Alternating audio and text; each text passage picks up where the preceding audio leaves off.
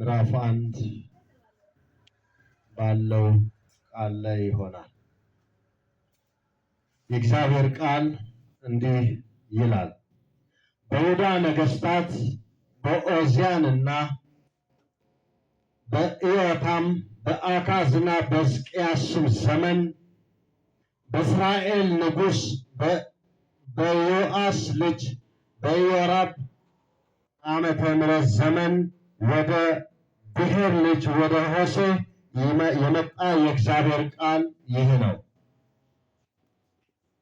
እግዚአብሔር መጀመሪያ በሆሴዕ በተናገረ ጊዜ እግዚአብሔር ሆሴዕ ምድሪቱ ከእግዚአብሔር ርቃ ታላቅ ግልሙትና ታደርጋለችና ሂድ፣ ጋለሞታን ሴትና የግልሙትና ልጆች ላንተ ውሰድ አለው።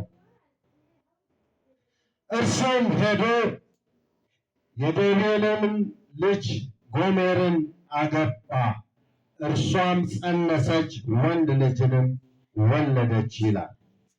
ኢየሱስ ጌታ ነው። ሃሌሉያ።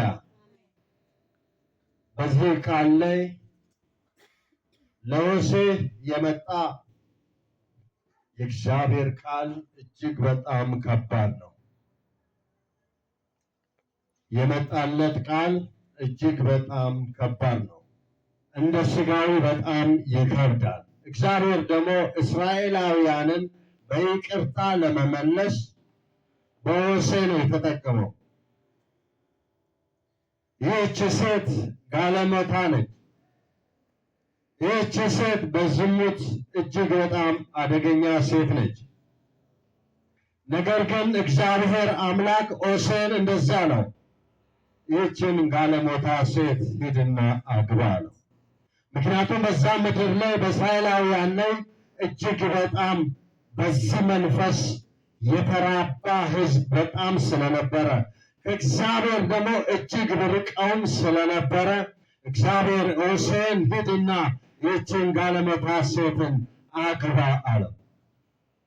ሆሴዕ በጣም እጅግ በጣም ከእግዚአብሔር ጋር ተከራከረ። እግዚአብሔር ግን ቀጭን ትእዛዝ ነው የሰጠው፣ ሂድና አግባ። ዛሬ ቢሆን ኖሮ አንድ ሰው ወይም ጋለሞታ ሴት ይህቺ ሴት በዚህ በሐረር ከተማ ላይ ብትሆን በሞቴ ላይ መጠጥ ቤት እጅግ በጣም የምትጨፍር እጅግ በጣም በዛ ስፍራ ላይ ግልሙትናን የምትሰራ ሴትን አንድን አገልጋይ እግዚአብሔር ሂድና ይህችን ሴት አግባ ቢለው እጅግ በጣም አስቸጋሪ ነው። ምን ለማለት ነው? እግዚአብሔርን በፍጹም ልብና በፍጹም ሐሳብ መታዘዝ። እግዚአብሔር አምላክን በፍጹም ሐሳብ በፍጹም ልብ መታዘዝ ከምንም በላይ ይበልጣል። ምክንያቱም ሆሴዕ የደረሰበት እጅግ በጣም አደገኛ የሆነ ለሰው ሕሊና የሚከብድ ነገር ነው የመጣበት። ሂድና ጋለሞታዋን ሴት አግባ። ያችን ሴት ሂዶ አገባ። ወደዚህም ካመጣት በኋላ ከሱ ጋር ብዙ ጊዜ ቆየች፣ ልጅም ወለደችለት ይላል።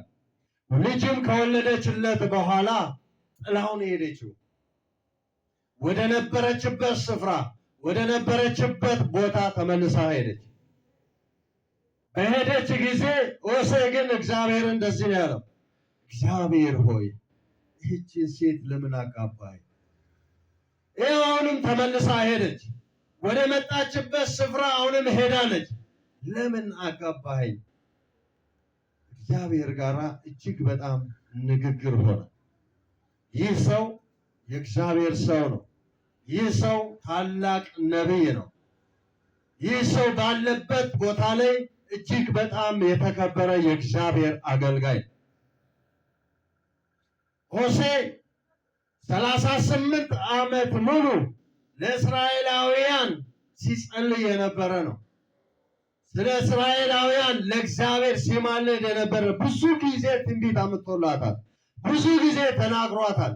ሕዝቡ ግን አልሰማም። እጅግ በጣም በኃጢአት እየተጨማለቁ መሄድን እየጨመሩ እንጂ በሆሴዕ እግዚአብሔር የሚናገረውን ነገር አልሰሙ። አይሰሙም። ስለዚህ እግዚአብሔር ደግሞ በሆሴዕ ምክንያት ሕዝብን ለመመለስ ስለፈለገ ሆሴዕን ሂድና የሄደችዋን ሴት ተመልሰህ ሂድና አምጣ። ለእኛ ቢሆን በጣም ከባድ። ምክንያቱም ጋለሞታ ሴት አገባ ቢባል ድሮም እሱ እንደዚህ ነበረ። ድሮም እሱ መጀመሪያም አካሄዱ ጥሩ አልነበረም። መጀመሪያም ከእግዚአብሔር ርቆ ነበረ። መጀመሪያም ሕይወቱ በዚህ ላይ ነበረ። ይኸው አታዩም እንደ ጋለሞታ ሴት አገባን የሚባል በአሁኑ ዘመን ቢሆን እንግዲህ ሰው ታላቅ እግዚአብሔር ሰው ነውና በእኛ ዘመንም ቢሆን እንግዲህ አለ የሚባል ነቢይ ብዙ ስም ይወጣለታል። እንኳን አድርጎ አይደለም ሳያደርግ እንዲሁ በፈጠራ አድርጓል እንደዚህ ነው ብሎ ብዙ ጊዜ እየሰማን በብዙ ሚዲያዎች ላይ እንሰማለን። ይህ ሰው ያድርግ አያድርግ የሚያውቀው እግዚአብሔር ነው። ብዙ ስም ግን ይወጣል። ይህ ልጅ ግን ሆሴዕ እግዚአብሔር የቀባው ሰው ነው። እግዚአብሔር ራሱ ለነቢይነት ያስቀመጠው ሰው ነው። ለሕዝብ ነፃ እንዲያወጣ ነፃ አውጪ አድርጎ የቀባው ሰው ነው። ግን እግዚአብሔር ሂድና ተመልሳ አምጣታት። ብዙ ክርክሮችን ቢያደርግም ሆሴዕ ታዘዘና ሄደ። ታዞ ከሄደ በኋላ ያቺ ሴት በዛው ከተማ ላይ ያንን የቀደመውን ስራዋን እየሰራች የቀደመውን ግልሙትናዋን እያደረገች ነው ያገኘው። እንደፈለገች እየሆነች ነው ያለችው። ሂድና መልሰ አምጣት አለ። እንግዲህ እግዚአብሔር ከተናገረ ይህ ሰው ምንም ማድረግ አይችልም። ስለዚህ ያለው አማራጭ ምንድነው? መታዘዝ፣ ለእግዚአብሔር ታዞ መሄድ። ሁሉን የሚያውቀው እግዚአብሔር ስለሆነ ያቺ ሴት ብትሄድም ተመልሳ ብትመጣም እግዚአብሔር ዓላማው ምን ነበረ? የእግዚአብሔር ዓላማ እሷ ወደዛ ስለሄደች ወይ ስለመጣች አይደለም። የእግዚአብሔር ዓላማ እስራኤላውያንን ከእንደገና ምሕረት እንደሚያደርግ፣ እስራኤላውያንን ከእንደገና ካሉበት ቦታ ላይ ይቅርታ እንደሚያደርግ፣ የይቅርታ አምላክ እንደሆነ፣ ይቅርታው እጅግ በጣም የበዛ እንደሆነ ለማሳየት ይቻላል። እሱም ሄደ። በዛ ቦታ ላይ ሲሄድ ግን እጅግ በጣም በዚህ ታሪክ ላይ በዚህ ስራ ላይ እየሰራች አገኛት።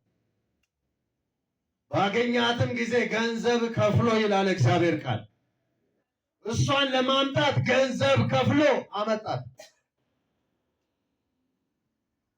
ምክንያቱም እግዚአብሔር ያዘዘው ትእዛዝ ስለሆነ የእግዚአብሔርን ትእዛዝ ደግሞ መጣስ ስለማይቻል ስለዚህ ሄደ።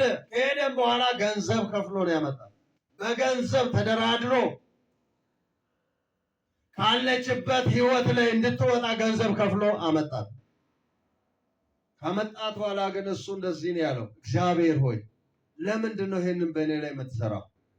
ለምንድን ነው የምታደርገው? እሺ ይቅር በላታለሁ። እንዴት ይቅር እላታለሁ? ይህች ሴት እጅግ በጣም በኃጢአት የተጨማለቀች ነች። በዝሙት የተጨማለቀች ሴት ነች። በዚህ ህይወት ላይ ስትራመድ የነበረች ሴት ነች። እኔማ ይቅር አልላትም። እግዚአብሔርም ይቅር በል። ይቅርታ ከምንም በላይ ስለሆነ ለዚች ሴት ይቅር ብለህ ወደ ቤት አስገባት። አንተ ለዚች ሴት ይቅር ለማለት አሻፈረን ብለሃል።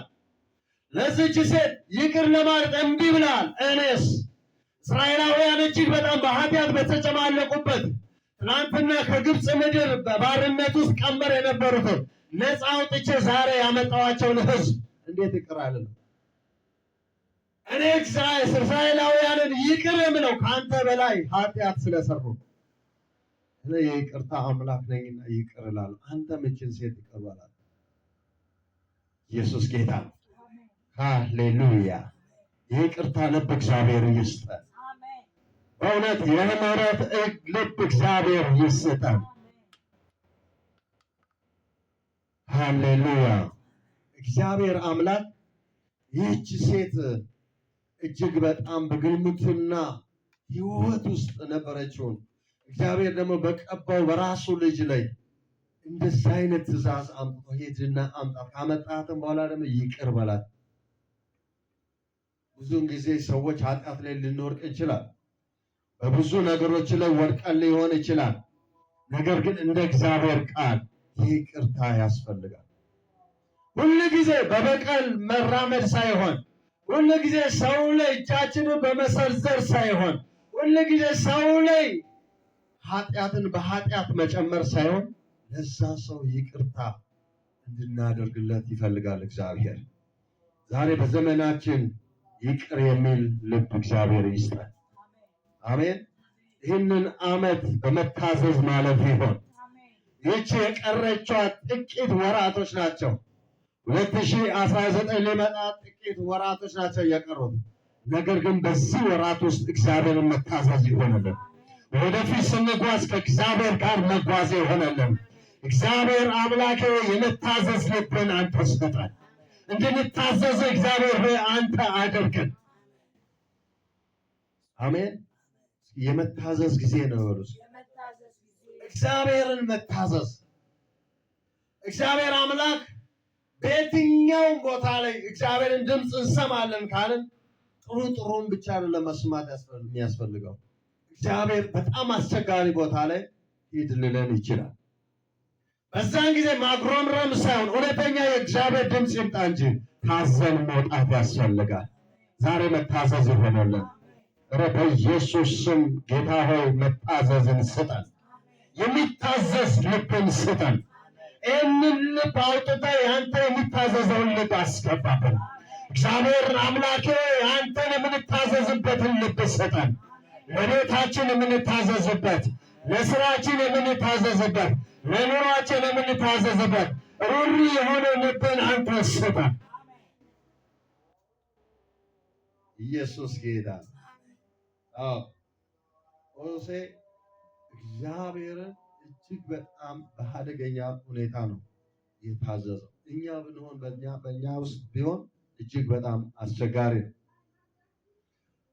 ዮናስን ብናየው እግዚአብሔር አምላክ ለዮናስ የመጣለት ቃል ቀጥተኛ እና ግልጽ የሆነ ቃል፣ ድምፅ የመጣለትም በነቢያት አድሮ ወይም በሌላ መስመር አድርጎ ሳይሆን በራሱ ቀጥታ የመጣለት ድምፅ ነው። የእግዚአብሔርን ድምፅ ግን ሰምቶ አይ እግዚአብሔር አምላክ አንተን ልብ አውቃለሁ፣ ያንተን ሁኔታ አውቃለሁ፣ ያንተን ስራ አውቃለሁ፣ አንተ ነነዌ ሂድ ትለኝና ነገ ምሕረት እንደምታደርግላቸው አውቃለሁ፣ ወደዛ ግን አልሄድም ብሎ ባለመታዘዝ ወደ ተርሴስ አቀና ይላል።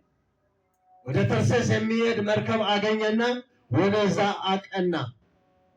ወደዛም ካቀና በኋላ እሱ ግን ተደላድሎ ደስ ብሎት በቃ ነነዌ ሂድ ብሎኛል፣ እኔ ወደ ተርሴስ ነው የምሄደው፣ እግዚአብሔር የት ያገኘኛል ብሎ ዝቅ ብሎ ተኛ። ዝቅ ብሎ ለጥ ያለ እንቅልፍ ሲተኛ እግዚአብሔር ማዕበልን አመጣባቸውና ሰዎቹ እጅግ በጣም ተጨንቋል። እሱ ተኝቷል። ልበ ደንዳናነት እግዚአብሔር ይህንን ልብ ያውጣለን በኢየሱስ ስም። እግዚአብሔር ይህን ልበ ደንዳናነትን ከላያችን ላይ ያንሳ።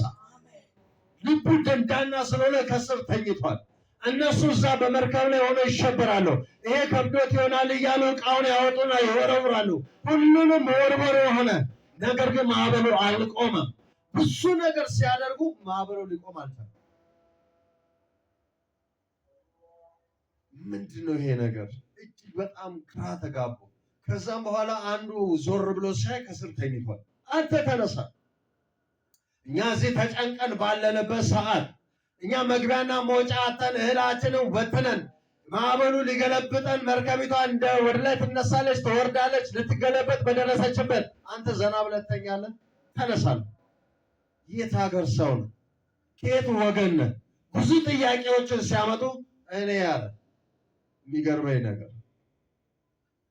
ይህንን ማዕበልና ይህንን ሁሉ የሚያናውጠውን አምላክ አመልካለዋል። አሁን የሱ አምልኮ ነው። እውነተኛ እግዚአብሔርን አምልኳል። የአምልኮ መንፈስ አሁን አለበት ይሄ ሰው። ትናንትና እግዚአብሔር ሂድ ወዳለበት ቦታ ላይ አልሄድም ብሎ ወደዛ መጥተው ከስርም ተኝቶ አንተማ የማን ወገን ነህ? ማንን ነው የምታመልከው? ሲል እናንተን ወደሩን ሁሉን የሚያናውጠውን አምላክ አመልካለሁ ሲል ይሄ እውነት አምልኮ ነው። ከአንገት በላይ አምልኮ በኢየሱስም ከላያችን ላይ ይነሳ። ከልብ ያልሆነ አምልኮ በክርስቶስ ኢየሱስ ስም ከላያችን ላይ ይነቀል።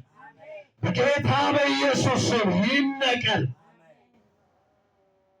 ከአንገት በላይ አሁንም አለ በተለያየ ቦታ ላይ ከአንገት በላይ አገልግሎት፣ ከአንገት በላይ አምልኮ፣ ከአንገት በላይ ኢየሱስ ኢየሱስ እያለ የሚሄድበት ጊዜዎች አሉ። ይህንን እግዚአብሔር ያነሳልናል። ከዚህ በኋላ ከልብ የምናመልከውን አምላካችንን እናመልካለን። ታዲያ ምን እናድርግባሉ? ይሄ ማዕበሉ ነው እንደዚህ የሚያስጨንቃችሁ? አዎ። ይሄ ነው የሚያናውጣችሁ? አዎ። ልትገለበጡ ነበር? አዎ። በቃ ይሄ እንደዚህ ከሆነ እኔን እዚህ ወርውሩኛል። እናስ ማዕበሉ ጸጥ ይልላችኋል። ምክንያቱም እኔ የማመልከው አምላክ እኔን ወደ ቦታ ላይ ሂድ ብሎኛል፣ ትእዛዝ ሰጥቶኛል። ወደ ነነዌ ሂድ ብሎኝ አልሄድም ብዬው ነው እዚህ ስለገባሁት ነው። አሁን የሚያናውጠው ነገር እኔ ወደ ባህር ስትወረውሩ ጸጥ ይላል። እግዚአብሔር ከእናንተ ጋር አይደለም፣ ጉዳዩ ከኔ ጋር ስለሆነ እኔ ወርውረዋል። እነሱም እጃቸውን በቃ ደግሞ ንጹህ ነን ብለው ወረወሩት። እግዚአብሔር ግን አሳን አዘጋጀ። ባለመታዘዙ ሲኦል ድረስ ገባ። ባለመታዘዙ በላይ ላይ ውሃ ይፈስ ነበራል። ባለመታዘዙ ሳሮች ሁሉ በላይ ላይ ነበረዋል። ሲኦል ሁሉ ገባዋል። ወደ እግዚአብሔርም እጅግ በጣም መጸለይን ገባ። ትናንትና ጸልዮ ቢሄድ ኖሮ ይሄ ነገር አይመጣም። ብዙም ጊዜ እኛ ስንወጣ ሳንጸልይ እንወጣለን። መከራ ይደርሳል፣ ችግር ይደርሳል፣ ስቃይ ይደርሳል። ኢየሱስ ጌታ ነው። ሃሌሉያ። ከፊት የሚወጣው ሰባሪ እግዚአብሔር አምላክ ነው። እርሱም አንተ ውጣ ስትሉት እርሱ ከፊታቸው ይወጣል። ዛሬ በኢየሱስ ስም ከፊታችሁ የሚወጣ የእግዚአብሔር መንፈስ አለ። ኢየሱስ አለ። ዓለም ሊጠራው የማይችል ኢየሱስ ካንተ ጋር አለ። ሁሌ እየጠራነው እንሄዳለን። ዓለም ጉድ ይበል፣ ኢየሱስ ካንተ ጋር ነው። እስኪ ኢየሱስ ከኔ ጋር ነው በሉ። ዓለም ሊጠራው አይችልም። መናፍስቶች ሊጠሩት አይችሉም። ጠንቋዮች ሊጠሩት አይችሉም። ደጋሚዎች ሊጠሩት አይችሉም። ደጋሚውም አስደጋሚውም ሊጠራው አይችልም። እኛ ግን እንጠራዋለን። ኢየሱስ ሰባሪ ጌታ ነው። ከፊት ያለው ሁሉ ይጠርጋል። ዛሬ ከፊትሽ ይቀድማል። ኢየሱስ ጌታ። ሃሌሉያ። እዛ ውስጥ ነው መጨረሻ ላይ ውሃው ተፋው ይላል። ከተፋው በኋላ ግን እግዚአብሔር መቶ ትናንትና ዮናስ እኔ ያዘዝኩን ስራ አልሰራም ብለሃል፣ ከዚህ በኋላ ከኔ ጋር አትቀጥልም፣ በቃ አብቅቶልሃል፣ እኔም ለአንተ አምላክ አልሆንም አላለውም እግዚአብሔር። የእግዚአብሔር ቃል ሲናገር ከእንደገና ለዮናስ ድምፅ መጣለት። የእግዚአብሔር ቃል ከእንደገና ወደ ዮናስ መጣ። የእንደገና አምላክ ነው እግዚአብሔር። ምንም ብናጠፋ ባንታዘዘው ልባችን ለእሱ ከሆነ ዮናስ በዛ አሳ ውስጥ ሆኖ ወደ እግዚአብሔር ባይጮህ ኖሮ ወደ እግዚአብሔር ባይጸልይ ነው ዳግመኛ የእግዚአብሔር ቃል እሱ ጋር አይመጣም ነበር። የምህረት አምላክ አለ። ኢየሱስ ጌታ ነው። እግዚአብሔር የምህረት አምላክ ነው። ምንም ኃጢአት ቢኖርብን፣ ምንም ችግር ቢኖርብን ጎንበስ ብለን ጉልበታችንን መሬት ካስነካን እግዚአብሔር ዘንበል ብሎ ይሰማል። የሚሰማ አለን አምላክ። ኢየሱስ ጌታ። ሰው እንኳን ለማይሰማ ጣዖት፣ ለማይሰማ ጠንቋይ፣ ስጋ የለበሰ ጠንቋይ ያው ስጋ ለብሶ ነው፣ በውስጡ ነው መንፈስ ያለው፣ ግን አይሰማ። የትኛውም አጋንንት አይሰማ፣ ሰምቶም አይመልስም። ሰምቶ የሚመልስ ኢየሱስ ብቻ ነው። ስላንተ የሚዋጋ ኢየሱስ ብቻ ነው። አሜን ነው ወይ? ኢየሱስ ጌታ ነው። እግዚአብሔር በደሙ ኪዳን ስላሰረን ኪዳኑ ይጠብቃል። መናፍስቶች ሁሉ ጊዜ ኪዳናቸውን አይጠብቁም። ለአንድ ሀብት ወይ እንሽላሊት ሊሰጥ ይችላል፣ ወይ እባብ ሊሰጥ ይችላል፣ ወይ የሆነ ነገር ይሰጣል ግብር ብሎ። ነገር ግን ያንን ግብር ካልከፈለ ወይ መኪና አመዳም ይሆናል፣ ተገለባብጦ ህዝብን ይጨርሳል። የእኛ አምላክ ግን ይህን አያደርግም። የኛ አምላክ እንደዚህ ያለ ወደ ንስሐ እንድትገባ መልእክትን ይልካል። ንስሐ ስትገባ ከእንደገና ልጅ ብሎ ይቀበላል። አሜን ነው ወይ? ምክንያቱም አንድ ጊዜ በደሙ ዋጅቶናል። አንድ ጊዜ በደሙ ከፍሎልናል። እኛ ሳንከፍል እሱ ከፍሎልናል። በዋጋ ተገዝተናል በኢየሱስ። እስኪ በዋጋ ተገዝቻለሁ፣ በደሙ ተገዝቻለሁ በሉ። እኔ የኢየሱስ ነኝ በሉ እስኪ። ሃሌሉያ! ኢየሱስ ጌታ። ባለመታዘዙ ያ ሁሉ ስቃይ ገባ ዮናስ። ባለመታዘዝ እግዚአብሔር አምላክ እንድንታዘዘው ይፈልጋል። እግዚአብሔር አምላክ ያዘዘን ስራ እንድንሰራ ይፈልጋል፣ እንድናገለግለው ይፈልጋል። ኢየሱስ ጌታ ነው። ሃሌሉያ! እስኪ እኔ አገለግለዋለሁ በሉ እስኪ። አገለግለዋለሁ በሉ እስኪ። አሜን። መታዘዝ ምን ያህል ከባድ እንደሆነ በዚህ ክፍል ይታያልና እናንተ የጠየቃችሁ ለምሳሌ ምናልባት አንደኛ ገንዘብ ሊሆን ይችላል፣ አስራትን መስጠት ሊሆን ይችላል፣ ወጣትነትን መስጠት ሊሆን ይችላል፣ እድሜያችንን መስጠት ሊሆን ይችላል።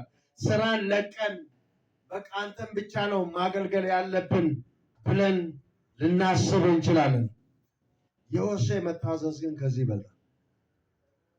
ለምሳሌ በቃ ስራዬን ትቼ አንተን አገለግላለሁ ብለን ስራችንን ለቀን ማገልገል ሊሆን ይችላል። ወይ የሆነ ነገር በቃ ትተን ወደ አገልግሎት ገብተን ሊሆን ይችላል።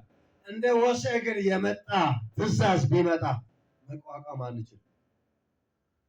ሚስቱ ከሌላ ወንድ ጋራ እየተዳራች፣ ሚስቱ ከሌላ ወንድ ጋራ እያደረች ሄዶ አይቶ ለዛ ሰው ለሚስቱ ለመውሰድ ብሎ ብር ከፍሎ ማምጣት በጣም ከባድ።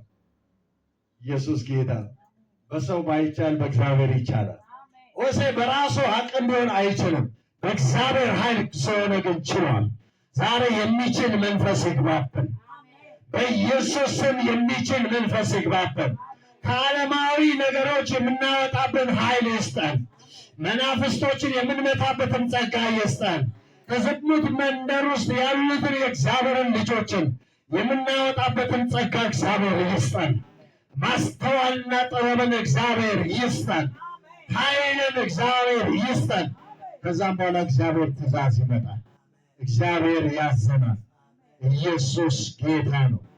ሃሌሉያ ሃሌሉያ። መታዘዝ ይሆናል። ከዚህ በኋላ የምንታዘዝበትን ኃይል እግዚአብሔር ሰጠን። መንፈስ ቅዱስ እናመሰግንሃለን። ክብርና ምስጋና ለአንተ ይሆን። እንጸልይ።